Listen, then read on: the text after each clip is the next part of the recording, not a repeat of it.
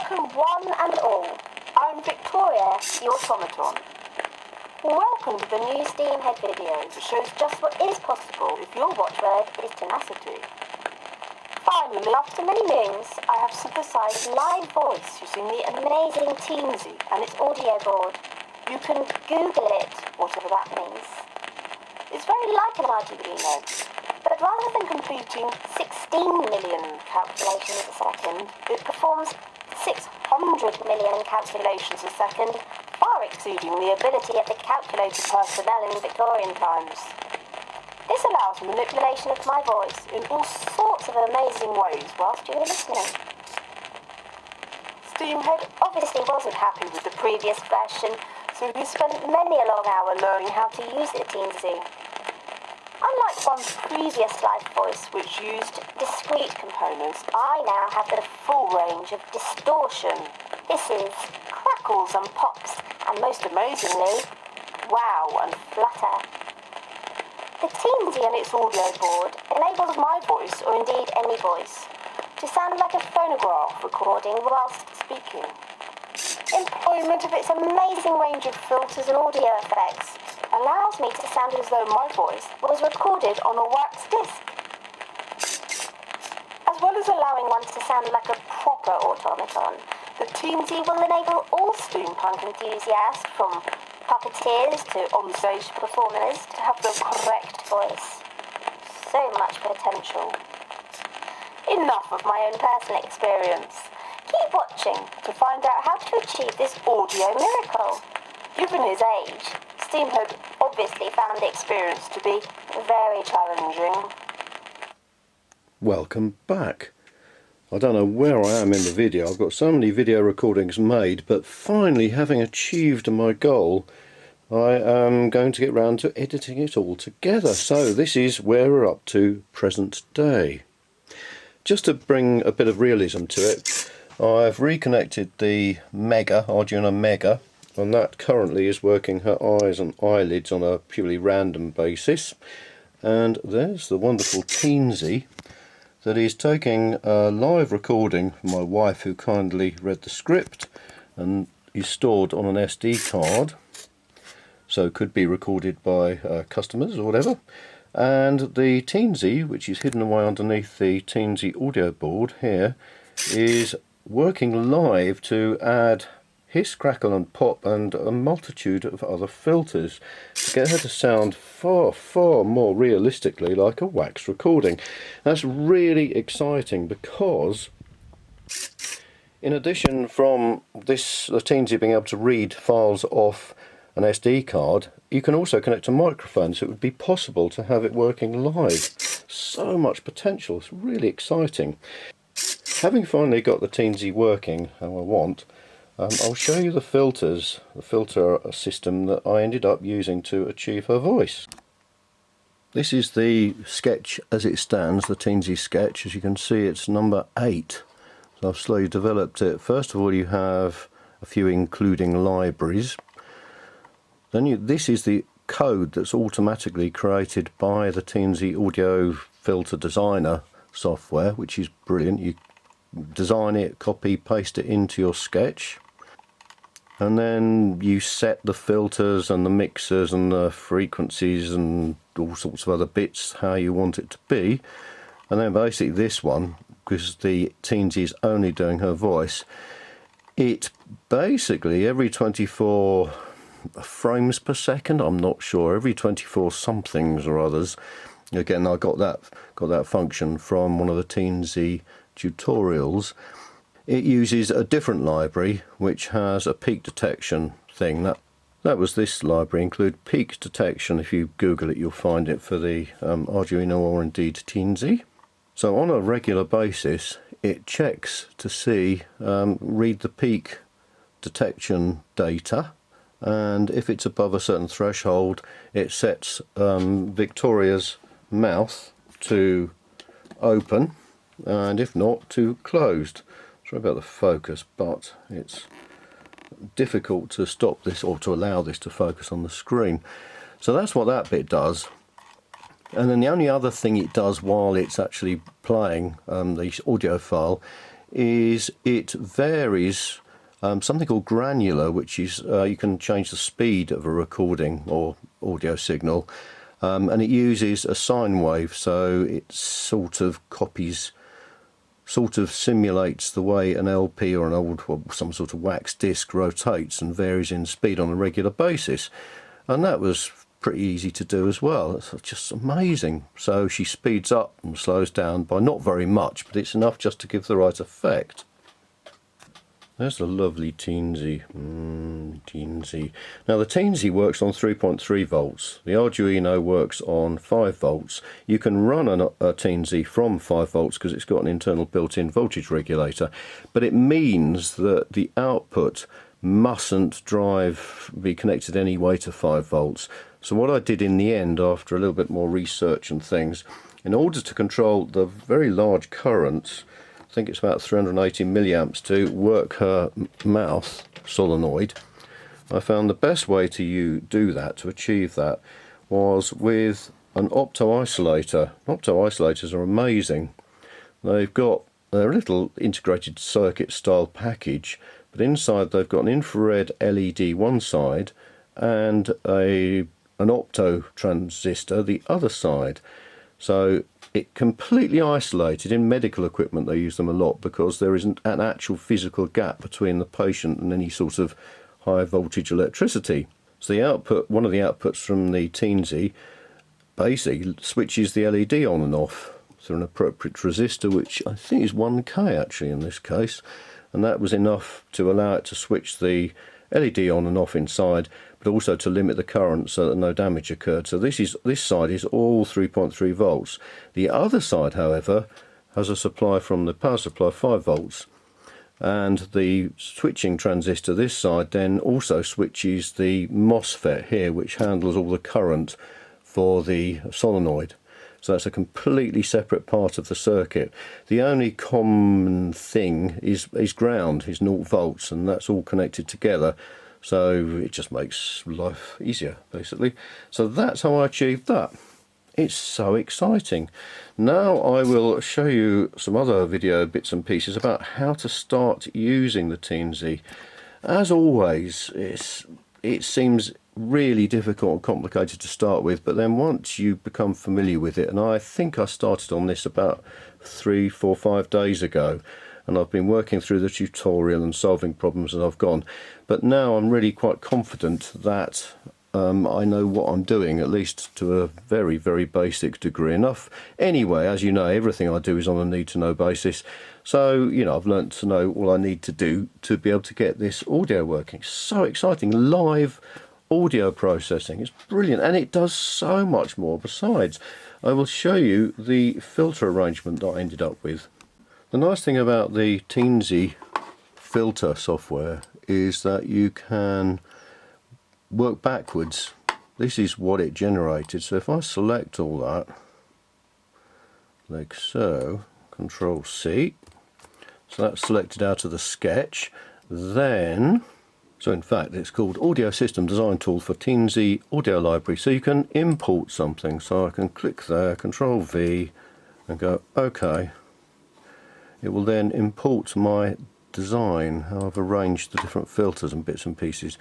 So this is what I've ended up with. Here on the left are all the different filters and inputs. Now it just does so much, it's beyond belief. What I ended up doing though is play the WAV file off the SD card, play SD WAV file. That goes straight into a mixer to mix it down to mono. That then goes through a granular effect, which is the speed control, and speeds it up and slows it down. An output from that goes to the peak reading, a peak analysis tool that provides a number about what the peak voltage is at that time, and that's what I use to run the mouth from. Also, oh, by the way, down here there's a separate sine oscillator which is running the peak 2 meter, and the peak 2 meter is where I'm taking the readings and using that to control the speed of the granular effect. Then out of the filter, which then emphasizes 1000 Hertz and really creates a little bit of distortion because I put all the numbers up a bit too high, but that's what I want. but you could have the middle output is a band pass or high pass or low pass. It's brilliant. You just drag and drop that. Then I've got another final mixer here. This is playing a file from memory, a WAV file from memory, which is the Crackle, Hiss and Pop, which is just a sample. Then the final mixer mixes them together, and you can adjust the ratio or the different settings that you want, and then that finally goes to the output that's connected to the standalone audio amplifier and speakers. So that's what I ended up doing, and it works really well. I'm very pleased with that. But you can see how amazing it is. You do so many different things, and it works with MIDI, and it does this and it does that. You could create a whole synthesizer pretty easily on this. It's absolutely incredible. But do remember that I sell lots and lots of exciting things on my website and my Etsy shop. I will put links in the description. My website has also lots of information on other things that I've made, such as Florence, the Is It Time for Tea machine, all sorts of bits and pieces. Anyway, let's get on with it. Oh, and by the way, now I've actually achieved my goal, I'm going to be fairly ruthless about editing the long and arduous process required to learn about the Teensy. If you have any questions, I'm always pleased to ask them. Just email me at my website or even message me via Etsy or whatever. Always happy to help.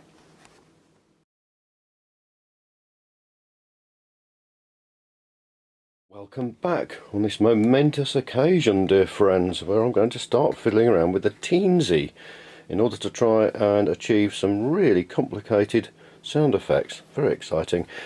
During the meanwhile, so obviously last night smoke alarm went, battery started warning that it was running flat. Never does it during the day, waits till 4 o'clock in the morning, so I come stumbling down here trying to think, where have I got a 9-volt battery? The only one is in the back of my multimeter, but thankfully I had enough juice in it, so it's working. Also just been revisiting the washing machine again, because the rubber pipe at the top of the drum was leaking. So I went for my reliable trusty Fernox LSX, and I forgot to mention when I mentioned it before, if I zoom in, the lids on these things have a real tendency to crack. I always try and make an effort not to do them up too tightly. I think it's probably some chemical reaction, because I'm not sure that they're standard screw tops, but they crack, and then once they crack, the air gets in and then the whole tube is ruined. So I stuck a screw in it and cleared the blockage out, and this time I thought I'd try some PTFE tape just around the top so it's all sealed in. Hopefully that will last. But dear friends, beware, LSX, don't over tighten the lid, because after about 6 months, a year, it will crack. So here's what arrived yesterday. I got them from Pimoroni and they arrived the next day. It's amazing. It's the Teensy. Oh, it always makes my nerves bad. I think about the enormous power in this and how small but perfectly formed it is. There's a joke there somewhere, mind. And that's it. I mean, that's lunacy. So that is more powerful than the Arduino. Ooh, so delicate and small. I wish they'd make things bigger. So that's the actual Teensy. And because I want to use it for the audio, and as I saw, this is all a huge learning curve for me. I'm shaking in anticipation. And this is the audio card that you can get with it. That's got, I assume, an audio out jack socket and an SD socket, mini SD socket, so you can get it to play from an SD card, which is brilliant. And I think that's an ADC, analog to digital converter, a very good quality one, I believe, having skimmed through the instructions briefly. So what I'm going to do is look at the instructions, stop shaking, and then that sits on there, and then I believe from looking at them I can then plug that into a breadboard to make the connections and fiddle around with it. They very kindly sent me this lovely picture of all the different connections. There's the back side and the front side. It's incredible. I know I've been around for a very long time and grew up when you had to wait for the television to warm up and things like that, but this is absolutely phenomenal when you think what's going on in something that small. It's incredible, absolutely amazing. So I'll get this wired up and then I'll get back to you. Oh, and look, I finished 5 of these stands for the chronograph clock. They have come out really nicely. A little bit buffed up, just gorgeous, the colour. And as I said before, I've now got, well, there's always a bit of fluff where you don't want it. Get off. I cut out the felt on the laser cutter, oversized, so I could get the 2 holes. Oh, it's just so fantastic. I love the laser cutter so much. And then stuck this on with spray mount, some spray adhesive, and then the lovely joyful thing is to cut around the outside with a pair of scissors, because you've got the edge of the wood for a guide, and that just looks fabulous. Very, very pleased with those. Not the best business plan, but then I do all this because I love making this stuff more than, well, not more than the family, but more than anything else other than the family. And these 5 took me all yesterday to make, to assemble, to stain and everything. I think they cost £12. I sell them for £12 if you buy a chronograph onto which you wish to hang it.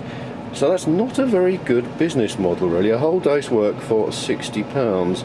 Never mind, it's the joy. I mean, you just can't beat that, can you? Look at the sheen and the beautiful grain. It is just fantastic. Just a final point. Actually, having thought about it more, I'm going to solder that underneath the audio board, because you can get to the other connections around the side on the audio panel, and underneath the Teensy there are a load of other solder pads and things that you can join up to, hence the fact they put it underneath. I've put the header pins into the Vera board so they're sticking up straight, which is great, so they're supported and all nice and level. I've put 2 little bits of 0.8 wire.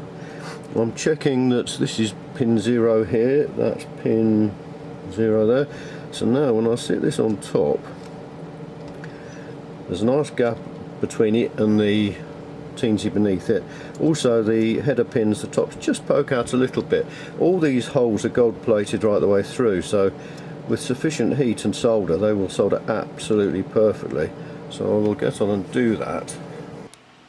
It all got a bit much as I'd got to this stage, and I couldn't find anywhere the instructions on how to wire up the breadboard for their given example or tutorial.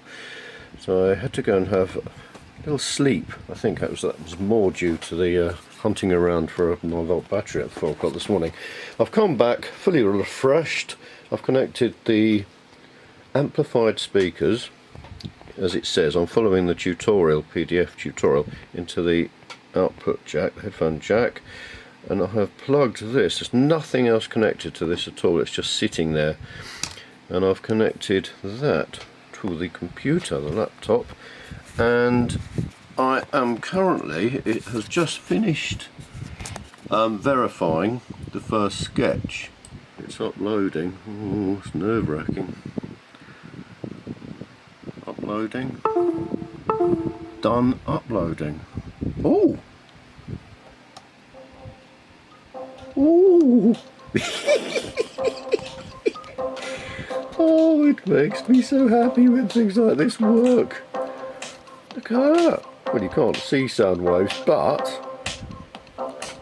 that's the Teensy playing an audio track off the miniature SD card. That's fantastic. So all of that is working. It's too small to work properly, I don't understand. That is fantastic. That is so exciting. I can't tell you how exciting that is. Right, I'll stop telling you how exciting it is, and I'll get on to tutorial number 2, which I believe makes a light flash while you're listening to music. Brilliant. Right, not into tutorial number 2 or whatever, part 2, which flashes an LED while you're listening to music. This is what I love about the iTunes. You just click on File, Examples. I'm using the audio examples, audio, tutorial, blink while playing music, and you click, and every single library that people have written comes with examples to get you going straight away. There's no waiting, reading through vast quantities of literature or anything. You just do that, and that helps you to learn so quickly. You just see it, try it, you can fiddle with the sketches, just see what everything does. It's just so fantastic. there I was, being all good, following the tutorials. That should have learnt me. Why? The second one, or the second one, which is blink an LED while playing music to illustrate how a sketch with the Teensy can still do other things whilst not interrupting really good CD quality playing of a file, WAV file. It wouldn't work. It would not work. It would not do anything. So after doing tons and tons of experiments and other bits and pieces and trying all sorts of other things, working towards the achievement unlocked, oh yes, what I discovered was, and this could be of help to others learning about this, is that, well, here's an Arduino, and the Arduino has a little LED there. It has a couple of other ones when you're uploading data, but this is the one, I think it's that one that's connected to pin 13 if memory serves, which is lovely because the first tutorial that comes with the Arduino IDE is just to get a little LED to blink on and off. It's so nice, it's not complicated, they don't load it with all sorts of other complicated involving things. It literally teaches you the idea, loads of concepts, but gets an LED to flash on and off. Now on the Teensy there is an LED. It's here. I can't show you that, John, because it's all covered up with the audio board, but it's there, and it says it's connected to pin 13. And this particular sketch, sketch 2, says, okay, say that pin 13 is an output and you want to switch it on and off. But if you do that, nothing works. Once this is set, this is what I discovered, setting pin 13 as an output just stops anything else from working in this sketch completely.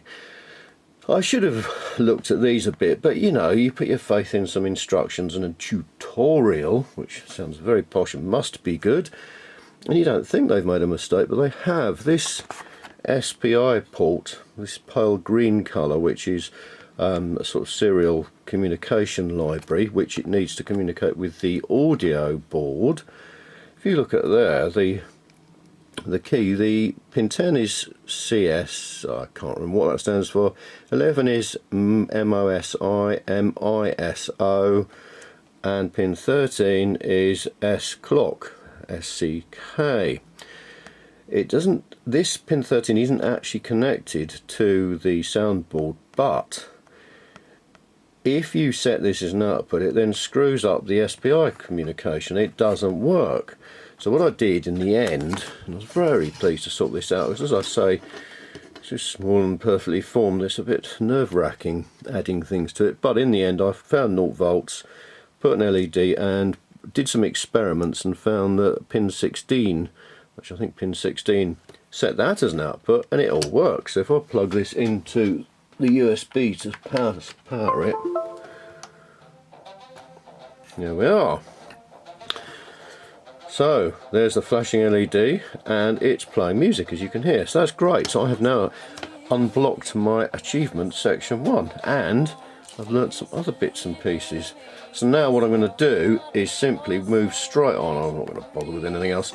I'm going to move on to the filter, trying to create on trying to create the filter and audio setups and things, oscillators, using that lovely graphical user interface. And we'll see how that works. The rest of the tutorial really is, because it acts just like an Arduino with the code and things, they've connected 3 buttons to it and a couple of variable resistors, so you can learn about analog in and sort of sensing inputs and reading it and all that.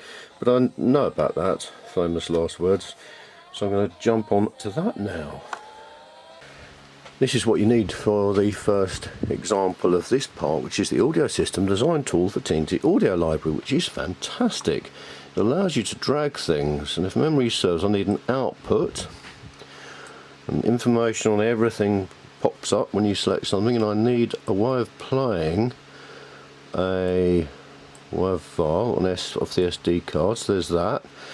Then you can join them together at this stage, just so the output of the control is that, and apparently that doesn't connect to anything, but that allows the software that you upload to control everything. And then you click on export, and this is the code it creates. So from the graphic icons are arranged it basically has produced this code. I don't know whether it's highlighted it. Control C. Ooh, was it Control A, Control C? It looks like it had. Anyway, then you go to this one, or this one, and then in this sketch you paste what you've just created. Control V. There we are. Well, it's compiled, it's uploaded through the USB wire, it's loaded on there, the LED stopped flashing, which I don't care about, my Neville Daycare attitude, and it's playing, it's working. That is really good. That means an awful lot that this is actually working and that I've solved that problem with the pin 13 LED. Now I'm going to do some experimenting and I will give you a break and I'll get back to you when I've got something exciting, even more exciting. It's one of those things, isn't it? It's simple after you've worked out how to do it. Just a little bit more information would have been nice though, like the maximum size that you could have. Anyway, I'm getting there, and the reason I'm doing this and not going back to the lovely, lovely analog components that won't focus is because so much more potential, incredible amount, and I really hope making these videos and things that people will find it useful and be able to use them in their own inventions. And if I know that I can help people to avoid all these mistakes, or just have the joy of looking through and seeing how to do it without wasting hours of time, it makes it all worthwhile. How lovely. Welcome one and all. I'm Victoria, the automaton. Welcome to the new Steamhead video that shows just what is possible if your watchword is tenacity. Finally, after many moons, I have synthesized live voice using the amazing Teensy and its audio board. You can Google it, whatever that means. It's very like an ITV, but rather than completing 16 million calculations a second, it performs 600 million calculations a second, far exceeding the ability of the calculator personnel in Victorian times. This allows manipulation of my voice in all sorts of amazing ways whilst you're listening. Steamhead obviously wasn't happy with the previous version, so he spent many a long hour learning how to use the Teensy. Unlike one's previous live voice, which used discrete components, I now have the full range of distortion, hisses, crackles and pops, and most amazingly, wow and flutter.